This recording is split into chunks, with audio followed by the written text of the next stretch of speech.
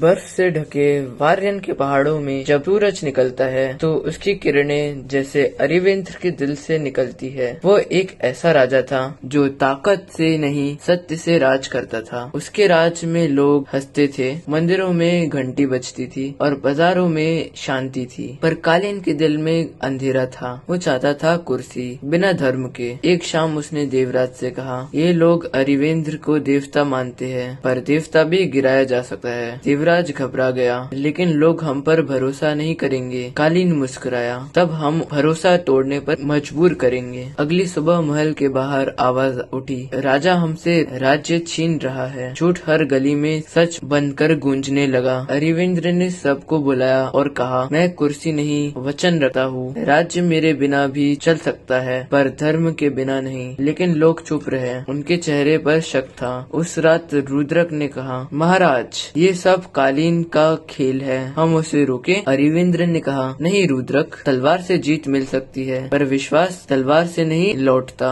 पर कालीन ने कुछ और ही सोचा था। उसने सेनापतियों को खरीद लिया और महल के अंदर हमला करवा दिया। तलवारें भीग गई और महल में आग लग गई। रुद्रक ने अरिवेंद्र को कहा, आप पीछे हट जाइए, मैं संभाल लूंगा। अरिवेंद्र ने उसका कंधा पकड़कर कहा, आज नहीं रुद्रक, आज मैं पीछे हट गया तो वार्यन गिर जाएगा। वो तलवार उठाता है और महल के द्वार पर खड़ा हो जाता है। उसकी आंखों में आंसू नहीं पर प्रकाश है। कालीन के सामने आता है, हंसते हुए कहता है, देखो लोग तुझे ही शत्रु मानते हैं राजा। अरिवेंद्र कहता है, अगर लोगों का भरोसा मुझसे ज्यादा तुझ में है तो तुम राज करो, मैं लड़ लूंगा सिर्फ उनके लिए, उनके खिलाफ नहीं। दोनों के बीच तलवार चलती है, बिजली चमकती है और हर वार के साथ एक सच टूटता है। अरिवेंद्र के कंधे पर घाव लगता है, लेकिन वो रुकता नहीं। रुद्रक दूर से चिल्लाता है, महाराज। अरिवेंद्र कहता है, रुद्रक याद रखना, राजा का फर्ज जीत नहीं रक्षा होता है। कालीन जमीन पर गिरता है, हार कर कहता है, तू पागल था अरिवेंद्र, तू जीत कर भी हार गया। अरिवेंद्र मुस्कुराता है, हाँ अगर मेरी हार से लोग बचे तो मैं हर बार हार चाहूंगा। वो खड़ा रहता है, खून बहते हुए भी, जब तक लोग सुरक्षित नहीं हो जाते। और जब अंत में उसका दिल रुकता है, आसमान से बर्फ की हल्की सी बूंद उसके हाथ पर गिरती है, जैसा स्वर्ग ने उसे